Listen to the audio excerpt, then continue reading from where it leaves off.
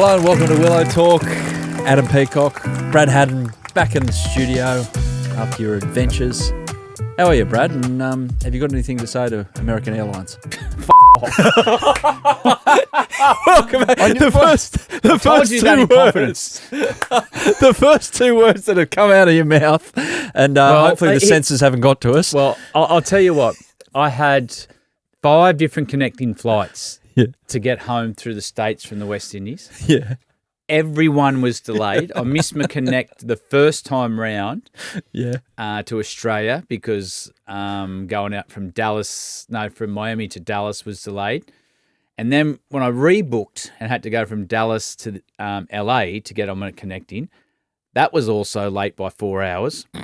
And the only thing that saved me is there was 12 other people on the same Australian flight and they held it up. And what happened when you got back to Australia? You finally landed?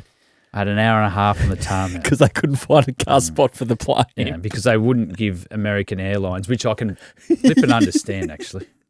Welcome back, mate. Mate, it's good to be back. I'm sure the family are happy to have you back. And it's good to have you back in the studio. And we've got a bit to talk about because Test cricket is very much alive and well, what we've seen in this series where we're looking forward to it, India, England, and we'll get to it in a moment, the 2-2 draw, some insane cricket, even in the last hour. Like if you paid 50 quid to go and watch that day 5 at the Oval, you've somehow in an hour got value for money, which is hard to do, but that was an incredible hour of cricket. Well, it just topped off an incredible series. That last hour, the way the ball moved, England played a high-risk game that last hour. They sort of caught between playing what they think baseball is and how to win the game. But like Jamie Smith, who played a really good series with the bat, he played some dominant knocks, mate. He panicked. Yep. They've got what they shows me, he's got a heavy dependence on Ben Stokes to calm big moments, and that's what they missed there. But I tell you what, you could not get away from the television. It was unbelievable and enthralling watching. We'll go over that series in fine detail in a moment. Of course, Hads, before his 83-hour journey, was in the West Indies. Is that the last time we mentioned that? No. You know me. I'll pick at it. I've been home 3-5 days and you picked at it every day. I'll be like wind on a rock, just gradually wearing it away until it crumbles into the ocean. No. About to break. Psychologically, you won't crumble into the ocean, Brad. Got head noise about it. Yeah, I bet you do. Bit of a jigsaw puzzle up there, is it? In the box, shaking around. We're going to go through with yourself, Hads, a bit about the West Indies and then throw forward to the South Africa series, the white ball series just around the corner in the top end. And we've got a few would you rather questions sent in from listeners and members of the Secret Cricket Club, which you can get across. I don't want to play for New Zealand. I believe you still have to settle a bet and wear a Kiwi top because New Zealand finished higher in a recent tournament. Yeah, I did Australia. When? I got bashed. Make sure you check us out on our social media channels at Willow Talk Podcast on Insta and TikTok. Plus, check out our YouTube channel, Listener Sport, for all the full-length episodes and shorts. And thanks to all the new subscribers and followers this week, of which there are many. And Sam from Southampton got in touch. Not sure if he's new or established in terms of a listener or viewer of Willow Talk. But Sam says, I absolutely love the pod, and that's coming from an Englishman. We get a few of those. I have a question for Brad. Would he be up for playing a game or two for my local cricket club, Haddin, in England? Don't ask if you don't get right. Kumar Sangakkara often played in between punditry for a Dorset team, so I thought, why not see if we can get Hads? 2027, if you're over there for the Ashes, go down there for a hit. Well, I just like that they've decided to fly us both over there for the game. So 100% Adam and I will come over and play that game. But I don't want to wicket keep. You don't want to get in a plane. Go on that way, previous experience. You don't want to keep. Emirates would be perfect. Where do you want to field? Mid-off or point. Yeah. Yeah, I'm good. I move well laterally. Good. Now, feel free to leave us a review if you like our stuff, and don't, or if you don't, and you can do that on Apple, Spotify, and the Listener app. So, Hads, India, England, a summary. India lost every toss, tried to win every argument, won hearts and minds for not shaking hands. Captain Gill feasted right up to the limit of his shouldmans, basically. Bumrah played 3 tests. India won the other 2. England didn't win the series, nor lose it morally. Call it what you will. Moral victory. Bazball became normal hit ball. There to be hit it. 6 of the top 7 turned up. Got Jofra back, then didn't. Lost Stokes. Gained admirers, not least Woakes. The sight of the veteran all-round good bloke, arm and sling, running bys, typified the madness on day 25. Anything to add to that? Bring on the Ashes. Mate, the series was won. Well, it went the whole 25 days, which you don't normally see.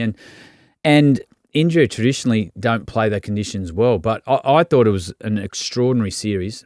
I thought the difference in the wins and losses for England was Ben Stokes and how much they rely on him. Not only his appetite to want the ball or the bat in big moments. If Stokes plays that last test, they win. He keeps calm to the situation in that last or the first hour on the last day. But there's a big reliance on Stokes, and that we can get into later is a tactical thing that Australia can use in the test match. And India, they can take a lot out of that. They can still play without Bumrah. His life goes on. The other bowlers find a way. They've got so much talent over there in India, but he didn't win a test match. Siraj stood up when he had to. His workload's been just as big, but India were under pressure starting that tournament because their test cricket hasn't been great. And Gambia, if they don't win that last test, I reckon he's under the pump. 3-1 down. Yeah. Go home. Mate, and mate, they lost 3-0 at home to New Zealand. Yes, there's a bit of a change in the guard. I like Gill's style. His batting shows that, and we've seen a bit of that in the IPL actually, that the captaincy doesn't affect his batting, which is a really, really good sign. Captaincy, he's going to grow into it. He made some tactical moves that were good, others where he was a little bit behind the game, but there's a lot of life in this Indian cricket team. But the big take out of it, one, astonishing series, but England have a heavy reliance on Ben Stokes' leadership.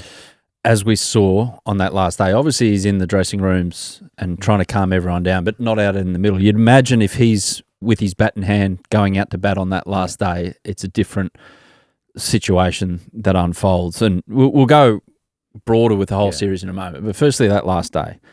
So before we asked the Secret Cricket Club before the start of play who would win, and 70% were backing England, and that's probably fair. 7 times out of 10, you got 35 to win. You got those wickets in hand. You win the game. What pressure does to people, and there's a school of thought there's no such thing as pressure, it's just invented in your mind. Well, fair enough. Your imagination gets hold of you and you invent it in your mind and it's a real thing. Like 2 things that struck out to me, but you're the expert here, so tell me how wrong I am or off scent I am. Jamie Smith and Jacob Bethel looked far removed from their natural game. Like they were fishing, they were struggling, they couldn't put bat on ball. It wasn't that far, and all of a sudden 35 felt like 350. Yeah, well, it was a great achievement to get that close in the run chase, first and foremost from England, where I thought Joe Root, how good was he throughout the series? And Harry Brook plays that high-risk game, we know, a bit like Travis Head does with the Australians. So you expect innings like that for him, and then they can question the way he got out, but that's going to happen. But what I noticed a bit is they played a high-risk last hour there, and England, to me, it looked like they panicked. And the one thing Ben Stokes brings to that situation, you like him or loathe him or whatever you think, he would have brought a bit of calm. And to me, they lost that calmness. They looked in a rush to get the result. Jamie Smith throughout the series, I was ultra impressed with him. The way he played, he got some big hundreds under pressure at times, but in the cauldron, he came up short. He had the same ball 3 times in a row, eventually nicked one.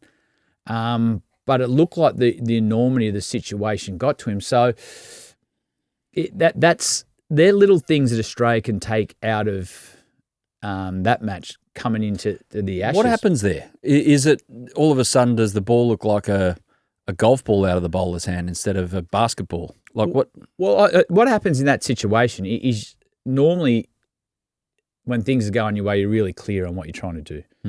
And India were really clear on what they were trying to do. They were trying to take Jamie Smith wide and just bowl away from him, and he went after every ball. He didn't have to play any of them. And what tends to happen sometimes when you get put under pressure, but things become fuzzy, and your decision making starts to become unclear, and that's what it looked like a bit to me, that they were in a rush to get those last 30 odd runs where it's a couple of hits away. I've just got, but they had a whole day to do it.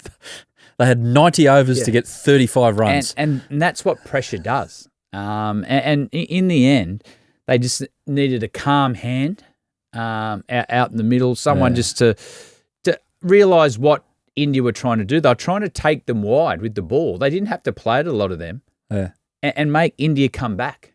I thought the way India approached that last day, Siraj the way he had the ball moving. Well, I was going to say, the ball was moving around like an energetic viper. Yeah. Like it was doing things. Well, and it can happen in the UK. The one thing, they didn't take the new ball. One, they were getting enough out of the old ball. The old ball was moving off the straight.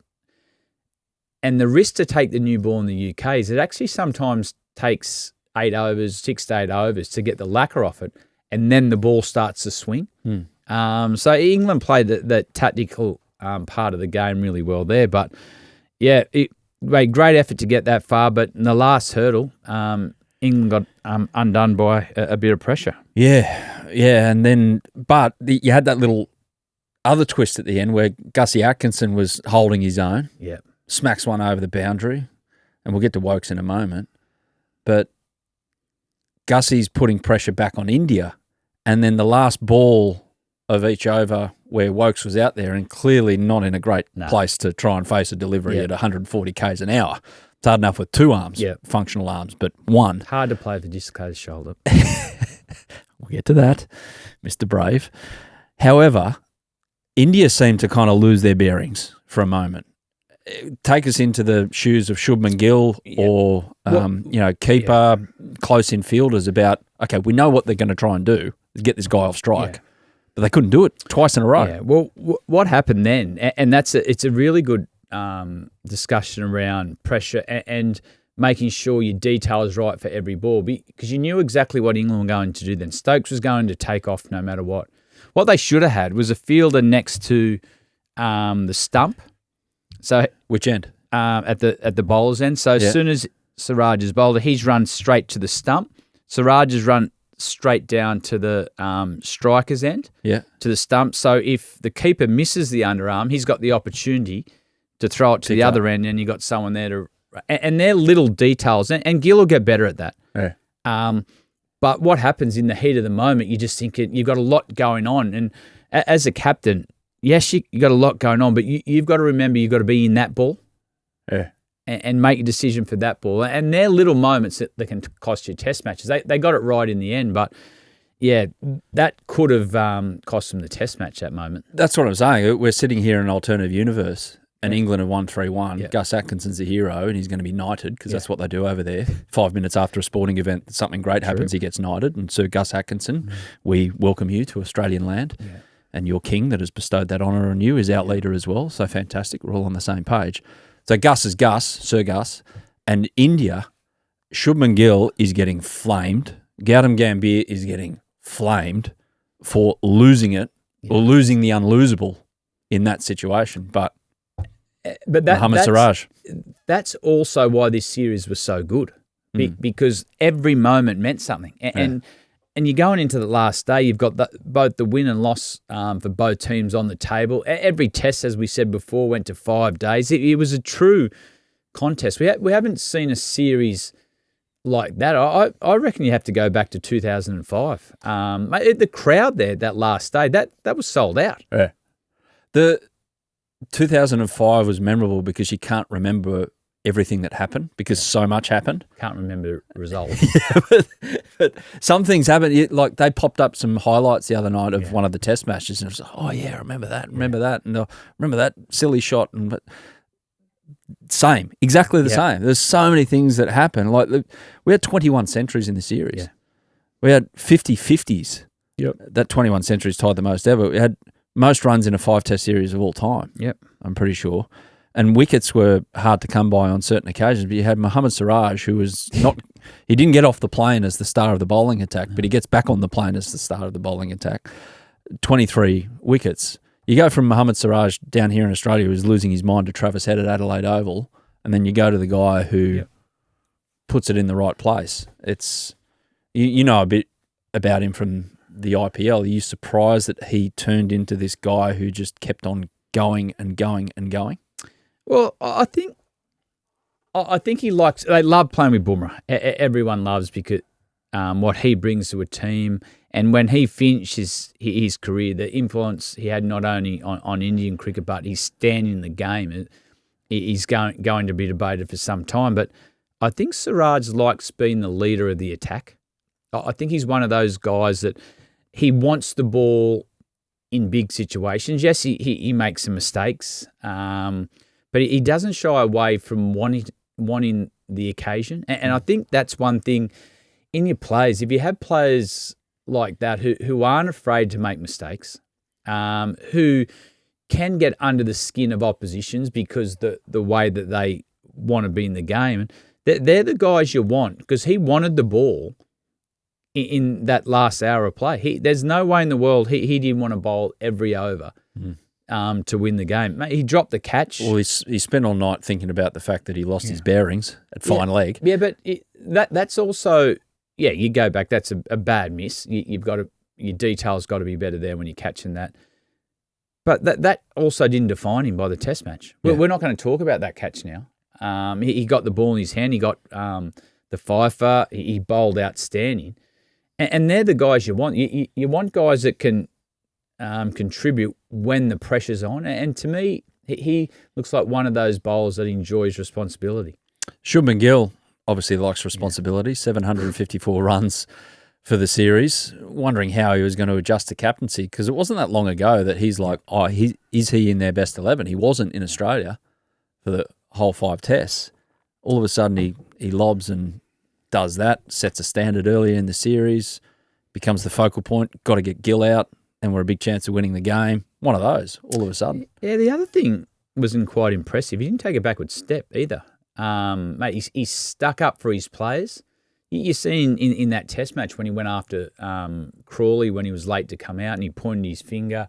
Mate, he was very pointed in some of his responses in presses after the game. But the players looked like, as the tour went on, that they enjoyed playing with him. And the one thing I noticed from him is his teammates had his back. And then you go over to a performance side of things. And as a young captain, the one thing, yes, you've got to make sure you set the environment, set the standards. You've got media to do. You're the focal point. There's no more pressure on any cricketer than Indian captain. But it looked like he was also able to put that aside and bat. And that's like the test match that was a draw at Old Trafford. That he came in on a hat-trick ball. So everyone's gone, this test match is over. He's come in on a hat-trick ball. He's got 100, say the test match. So to me, the biggest thing that the captaincy didn't affect his performance, and that is a really good skill, and not some skill that a lot of captains can handle young in their test careers. So that's a big tick there. I'm going to throw a bit of Burley off the social media vessel that is the SS Willow Talk. Of this series, finishes 2-2. But morally, who won the series? England won it morally. You didn't even let me finish the sentence. You didn't have to. Everyone knows that's the case. Did they? Did they? I think if I was England, you'd be disappointed in that last test. As I said, what it shows is they're heavily dependent on Ben Stokes. They don't lose that test if he's there. But the other thing it does do is in the test matches they won and the ones under, mate, Ben Stokes bowled himself into the ground. So if you can get the opportunity in the Ashes to bat well and you get some partnerships going, you have an opportunity that you know his personality. He wants the ball in those moments. And whether your body can handle it, it's going to be hard work out in Australia to do that sort of load for him. That's what sings out to me about Ben Stokes.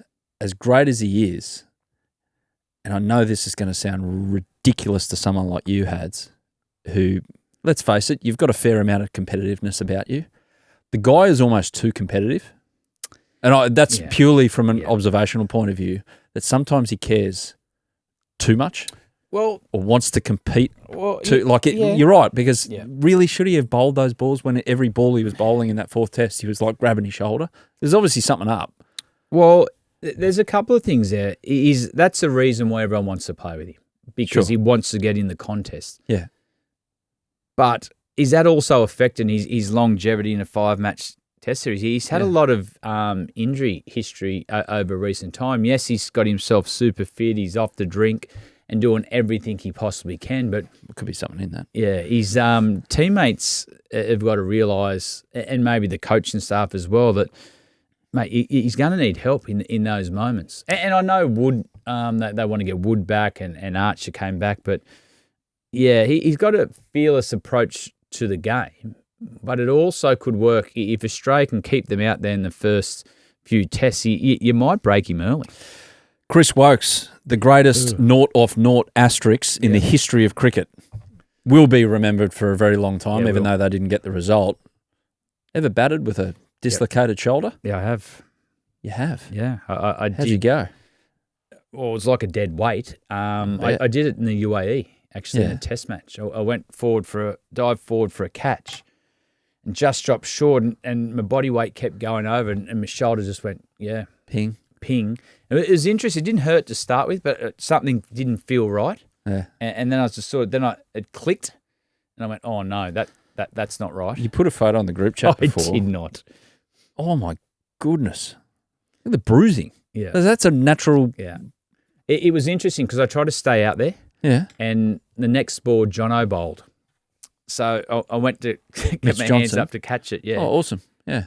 My only left hand worked. Oh, cool. My right couldn't go above my waist. Yeah. And I could see the ball coming at my face. So I just tapped it down and just a little fly swat. Swatted it down and walked off. I tried to bat. How'd you go? I might have got, I don't know. I think I hit a 4 or something, but I just had no. It was like a dead weight. You could sort of feel it going in and out. So it looked like Woakes was prepared to bat one-handed. Yeah, left-handed. Yeah, the way it was set up, he still had the thigh pad and that on to set up right-handed, but the arm guard like he was going to set up left-handed. Maybe he put the thigh pad on the wrong leg. It could have been. to me, what my one, I stayed normal. My arm was my right shoulder. Well, I think his was his left shoulder. But I wanted to be able to move. Like, do you reckon he would have faced the ball? That's interesting. I think he would have. It would have been interesting if the first 2 balls he got hit. Oh. Like, does your captain then sometimes have to save you from yourself? Because as a Test cricketer, and there's a story when Justin Langer got hit bad. I think it was in South Africa, and he was padded up to go out. Yeah. 9 down or something. Ricky Ponty said, "Mate, you're not going." No. And there's a blow up trying. He said, "Mate, I'll just declare." Sometimes you need to be saved from yourself, but it was a courageous effort. He was obviously in extraordinary. He couldn't run. Pain. No, he was in pain running. But that would have been if he had to face a couple and wore them, where the captain would have just said, "All right, let's come in." He did have the thigh pad on the other one as well. He had 2 thigh pads on, so you can put it on the wrong one. Yeah, but he's it's a big effort, and he nearly got them home. Mate, you could see every time he ran. I wonder if he had any juice in it. He would have had to have a needle in it to block it a bit. But it was a big Maybe effort. He's scared of needles. Yeah, he's a veteran of the team. So when you had yours, Yeah. like you had a needle, Yep. like did that numb it? And then it basically made it felt like you know, when you I sleep had on a your dead- elbow and your arm goes to Yeah, sleep. it just had a dead weight. It didn't take it all away. What felt I could still that it wasn't quite in. How'd you go the next day? Well, Not good. No. Not good. But the funny thing about, I think Miss Bale got the 100 off 50 balls. Yunus Khan got 200, and I didn't look like getting a chance. Yeah. Did not look like nothing was coming my way. David Warner took the gloves about second ball, kicked out of the rough. He had a big stumping chance down leg side. And? No, I didn't get it. But I went back on to try to keep. Oh, did you? Yeah. I went back on and I was all right down below my waist, but the ball bounced. I couldn't get my arm up. Then I tried to appeal and get my arm up naturally, and I said, no. Couldn't even appeal. Yeah. That's when you knew it was bad. Yeah. Only lasted 20. I came back off, but it was a big effort. Hey, was it banter or sledging? Because it feels like when there's chat between sides that aren't called Australia, it becomes just like, oh, it's good for cricket, it's banter, it's just too good. But when it happens to be someone in an Australian cap, oh, they're sledging him. Yeah. It's weird how it's perceived. Mate, it got nasty in the drawn test. Yeah. That was bit of carry on. Yeah, that was carry on. That wasn't in the spirit of the game. I know England win the awards for that, the spirit of the game, but that was. I reckon they would regret that moment a bit. The banter and that is fine. I'd be very surprised if, and looking at the way they reacted at the end of the series, the way they were to Woakes, that they wouldn't spent some time in each other's change room at the end of the test. It felt like, everything was just, as soon as that last wicket was taken. You want that, though. Yeah, exactly. Unlike the last time we were over there and they kind of... Hello? Baz, you in? Baz, you in there? Guys have bailed us. Let's just go to the club. Yep. What about when Ben Duckett got out and he got a hug from his dismissal? What would happen if you got out in a big moment and the bowler came up to you and like tried to act all friendly and put his arm around you? No, I'm not having it. I don't Duckett think did really well. Yeah, I thought he did, and he was involved a lot in the after the drawn test match. He had a lot to say, and maybe he just thought, you know what, I've got to cop it. I've given a bit and more cop it. The bowler shouldn't be touching the batter as he comes off. That just opens things up for a real bad confrontation. It does. It does. England. So what would you say out of this, and we'll obviously talk about it a bit over the next 4 months, what would you say is a strength that England can bring to Australia that Pat Cummins' team needs to be extremely wary of? They've got dangerous batters. You've got Joe Root, who's world class. We've seen that through the series. He's second on the all-time list. Still hasn't conquered Australian conditions, but I don't think he's ever played as well as he is right now. And he did a couple of interviews after he passed Ricky to go to number 2 and the way he thinks about the game and his preparation. And, yeah, he's going to be a big play. Harry Brook, dangerous. Very, very dangerous, in the same mould as a Travis Head. He plays with zero fear. And we've seen in the past, if guys can take the Australian attack on, that's sometimes the best way to defeat them. And Harry Brook is someone who looked dangerous. Jamie Smith did it at number 7, and your keeper always has a big role to play in these series. So he looked good. From a bowling point of view, I think they need to get Mark Wood back, and they need to go at Australia with Wood and Archer in the first 2 test matches. Who's the third? Well, Stokes is the third, and then you've got Gus Atkinson, Tongue, and that can play a role Cass as well as there. Cass, even Overton. But I would be going really hard with those two in the first two tests. You've got Perth and the pink ball test in Brisbane. So I think that's an avenue I would go down. If not, I think Australia can put some pressure on a few of their bowlers. So that bleeds into the next question about the weaknesses that Australia then can expose. The team meetings about we've got to go here, we've got to go there. Who's the guy that Australia goes off to?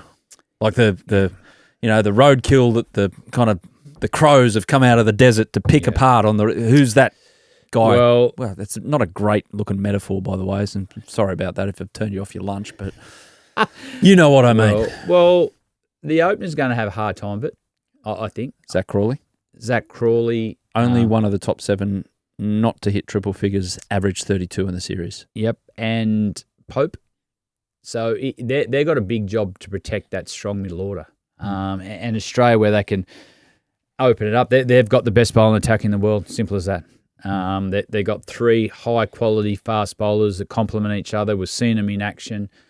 And if they can do some damage early and get Joe Root out facing that moving Kookaburra ball, that's something I think they can expose that top 3. 108 days, as you said, bring on the Ashes at the start of this conversation. 15 weeks, November 21 in Perth is where it all starts. And it's fair to say we'll talk about it a bit on Willow Talk. We've got some special guests coming up, some other topics to cross over. We hear from a lot of the Australian players in the lead up to this Ashes series as well. We've lined them up for chats and a few others as well. And India, by the way, they return home. They've got some tests coming up this year against the West Indies and South Africa. That'll be a good series, South Africa. With all due respect to the West Indies, will be good to see how they continue on their form. A little drinks break here on Willow Talk. Back in a moment. Had's in the Windies and his rum punch. And a bit of would you rather. Had's the Windies. Okay, you talked about the trip home, but what was it like on the ground over there and their love of cricket? I think we touched on it when we spoke remotely. But I asked you, for instance, everyone talking about Test cricket. What's their appetite for Test cricket over there when it comes down to it? Well, first and foremost, the crowd has a love of the sport. Even the Test matches, there were some very passionate supporters in Jamaica, that they're very vocal about the West Indies cricket. Bet you they're vocal about 27 all out. But it's interesting. Franchise cricket has probably changed West Indies cricket more than any other country in the world. And do I think, if I'm totally honest, that the West Indies have a hunger for Test cricket? I actually don't think they do. I think a lot of them can use Test cricket as a tool to get franchise positions. One player that springs to mind is Nicholas Pooran. Well, he's a really interesting one because he's, I think, maybe 30 or close to it. So he should be at the peak of his powers dominating. So he's their Harry Brook Travis Head. Yep. So just change the game in a session. But he would, you could nearly argue he'd be on close to $5 million a year outside of franchise cricket. And then going back and make a couple of 100,000 to play for the West Indies. Do they? So that's the numbers that say Pat Cummins is getting, or a Travis Head. Yeah. So but they get to kind of complement franchise cricket with their base of a handy whack from Cricket Australia. What West Indies do need to see, you need to see those guys playing. And I know they've got it. You want Test cricket to be the pinnacle, but I don't think they have the hunger for it now. So I haven't got the answers, and I was only there a short period of time. But do you put more focus and energy on your development into white ball cricket? Is that the way the Caribbean can start to breed some really high quality success in that form of the game? But to me, it just didn't look like they have a hunger anymore for Test cricket.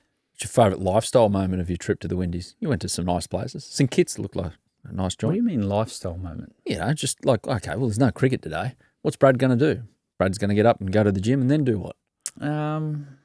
You enjoy the jerk chicken. Pardon? Yeah. The West Indies, it's an interesting place to tour actually because Jamaica, if you're right in Kingston, it hasn't got a great reputation of being safe. Yeah, you can't get out and about. No, but in in St Kitts, it's more touristy. You've got walks you can go on. You've got the beaches and the activities all around. Reggae there. bars? You get to do reggae? Yeah, I found a couple. Yeah, I found good. one. I found one. Yeah, Yeah. excellent. I sampled the rum punch. Yeah. Yeah. It sounds like you don't want to give too much up, just in case one of your family is listening. To say there's that not much to give up. you were back here in the middle of winter, and I was over on the other side At of the the rum world, punch bar. at the rum punch bar. Yeah, like just living it up with not a care in the world. No, I cared in the world. I was worried that the kids were cold on the way to school. Yeah, sure you were. You worried about your 83-hour flight home. Third time you brought that up. One thing we do realise though is I'll tell you one thing. Yeah, I don't think we'll tour West Indies again. ever I don't think we'll. for Test cricket. Yeah, we'll see a Test cricket tour there. Yeah, the future tours. I don't think it's out the next cycle. Yeah, I can't see it. But we'll just go there for white ball cricket. Maybe Have to, don't you? at some point. Yeah, maybe. But there was a bit of talk around the crowd that this was the last time we'd see an Australian. And I know there's a review going on tiers. Yeah, tier 1, tier 2. And we're not sure where that'll all end.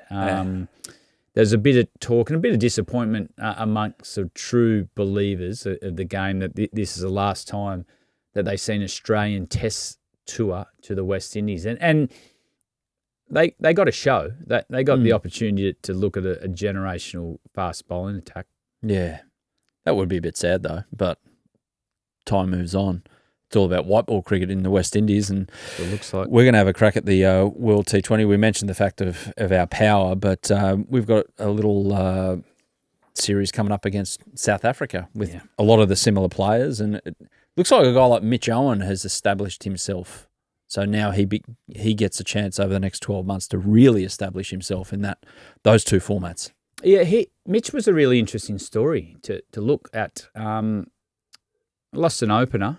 Over there, they weren't. So Glenn Maxwell went up the top, but they left Mitch Owen in the middle order, and I like what they did with it because they're trying to find that power hitter all rounder that Marcus Stoinis played for so many years in that form, and the one thing Mitch has done really well over the last 9 months, it's been a whirlwind for him. He obviously impressive in the Big Bash final. He got the 100 previous in the tournament. He went to the PSL. He got an opportunity in the lower order. He came to IPL with us, and he worked hard on expanding his game. We know he's got a power game at the top that's going to be used different times, I think, for Australia and domestic cricket. But he realised he needed to expand his game. He spent a lot of time working with the coaches about understanding different roles and how to play those roles and use his power game to great effect. And we've seen that. He got 50 in his first game for Australia in 2020. He came out and had a fearless approach to the game. He took the game right on from the moment he walked out there. And I like where his development's heading. He needs more opportunities. He needs more opportunities and time around the Australian setup to experience different conditions and different roles, but he's on the right path. And they're in the northern part of Australia. You ever play in those top end series? Yeah, mate. We had a really good time up there in the Australian A series against Pakistan. Played a couple of ODIs. I think they were against Bangladesh, but I don't think it's been back to the top end for 12 years. No, hasn't. Mate, it's good to get cricket back there. I know they're trying to do a lot in the top end to get different 2020 tournaments. They've got international cricket bat, so it's a great opportunity. Cairns is going to love it. You said you had a great time up there. I'm tipping it wasn't just the cricket. What do you mean? Well, it's like you get out and Mate, we went be a tourist. Yeah, barra fishing. Went out. Was that with Andrew Simons? I went with Simo. We went out looking at crocs. That was an interesting experience. I remember one of the boys going to the toilet the end of the boat. And the guys running the tour was sort of smiling, and he just lobbed a lure. And we couldn't see where he's lobbing it. And it was about 3 meters away, but it hit the top of the croc. And, mate, I tell you what, he sprayed everywhere. It was, yeah. Here I was ducking for cover. Mate, it was, yeah. Putting the life jackets on. He got all over himself. He sort of went back. We couldn't even see where the eyes were. Yeah, the guys running the boat knew exactly what he was looking at. He's a good spotter. You don't want to give up that person, do you? Yeah. Can't remember who it was. Yeah, I bet you can, but you just don't want to give him up. Looking forward to that series in the top end. We'll keep you up to date here on Willow Talk, of course. Going to end today. Instead of sundries, we've got a little game called Would You Rather. Not a game. We've got some, speaking of casting things out, we cast it out to the Secret Cricket Club. Just give us a few Would You Rather scenarios. Is the Secret Cricket Club your mates? No. It's our mates, Brad. It's our listeners here on Willow Talk. Go into our Instagram feed, join the Secret Cricket Club. You get notifications about when exactly our episodes are dropping. This is where we put them out to say Ask Hads or Ask Heels. But instead of just doing one of those, we're just Would You Rather? Well, every time I look on there and check, they said, Hads, make sure Feathers doesn't do this. Ask Feathers about this. And that takes up 60% of what's going on in there. Well, we've filtered the other 40 here for Would You Rather. Okay. No one won't play for the Kiwis. That's not a question, I think. Would you rather be the one to tell Nathan Lyon he's sitting out a test match or face Starkey with a pink ball? Right now? As happened in Jamaica. I think as a coach, you've got to have those conversations with players. So you'd rather tell Nathan than actually have to face Starkey? Well, I'm happy to face Starkey. Yeah. Because that'll take 10 seconds. If I'm out, I'm out. Yeah. So I would rather face Starkey with a pink ball. Okay. Fair enough. Would you rather have Chris Woakes batting in a sling or Chris Martin, Woakes, able-bodied, Woakes, to score the winning runs for your side? Woakes. I'd rather have Chris Woakes batting with no arms. Were you ever out there when Chris Martin was out there with a bat? Yeah, I played a test match against Chris Martin. I think he might even hit us for 4.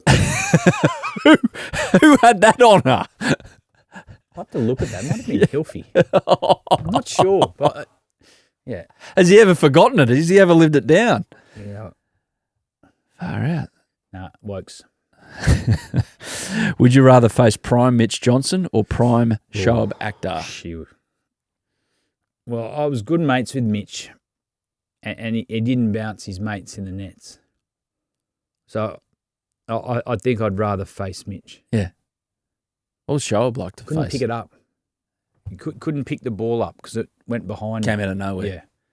Yeah. Yeah, and Mitch being mates with him and growing up with him, you had more of an understanding of what he was about to do. But I also wouldn't want nothing to do with Mitch Ashes 2013 because he was angry and he wanted to inflict pain. Yeah. Every time he bowled. And I wouldn't want him to face that. But I'd rather face Mitch.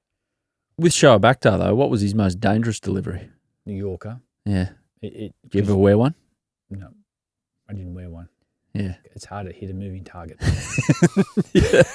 Standing at square leg. That is the definition of no thanks. Yeah. As far as I'm concerned. Yeah. But it's the same as if you said Binger. Like I thought Binger was quicker, but Binger's action was beautiful. And you could see the ball. Where Shoaib's, you couldn't see the ball. I had a reminder on my social. This is what my algorithm has become on Instagram. It's just pure like cricket memories. He's not what your phone is about. Popped up. Alex Tudor. Oh, yeah. Whacker. Yeah. Possibly the dumbest thing I've ever seen on a cricket field is him running into Brett Lee with the doctor at his back, bouncing him before Brett Lee gets a chance to bowl with the doctor. Yeah. But, he went after Brett, and that's not smart. That's not intelligent. But the guys who play, even Brett says to this day that the noise of that was horrendous. Yeah.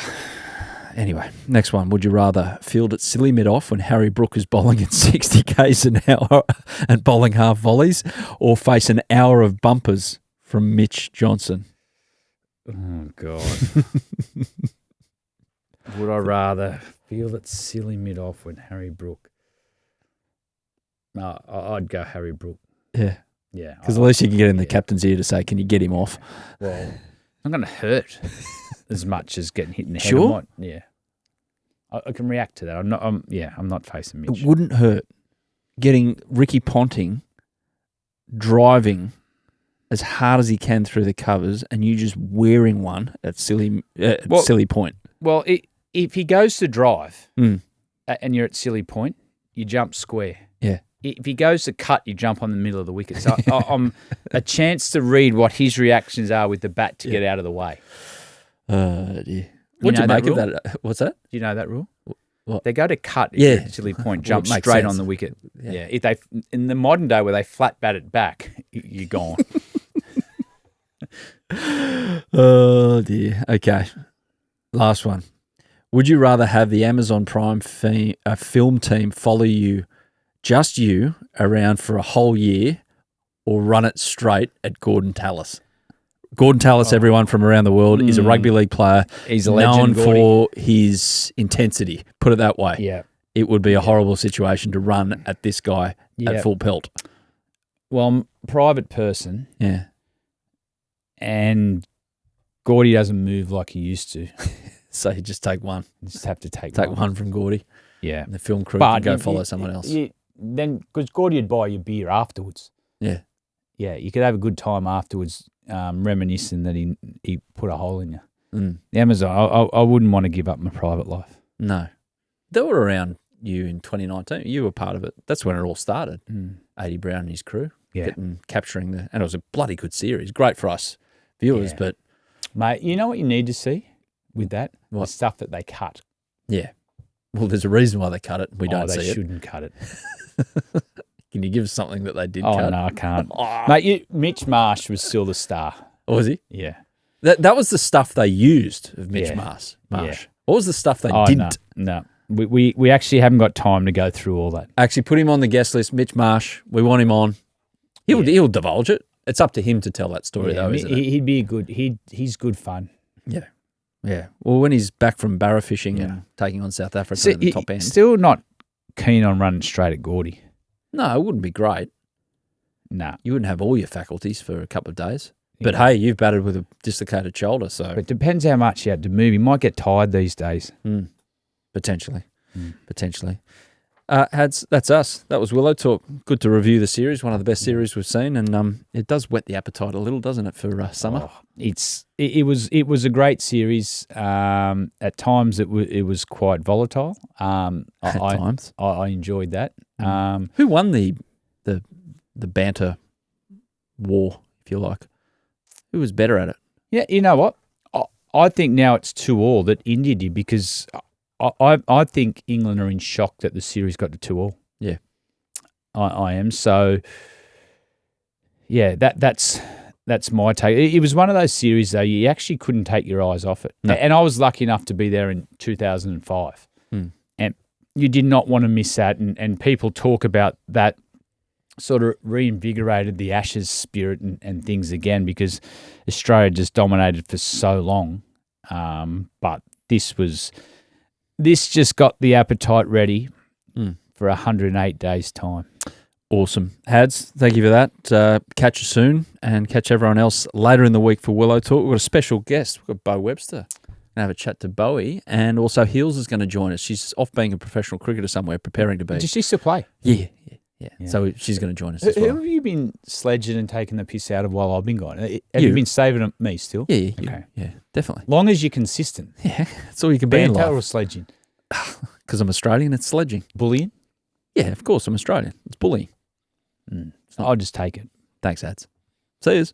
Yeah, thanks for watching the Willow Talk podcast on YouTube. Don't forget to hit the subscribe button so you don't have to miss an episode wherever you are. And while you're at it, check out these videos up here. They're mostly good.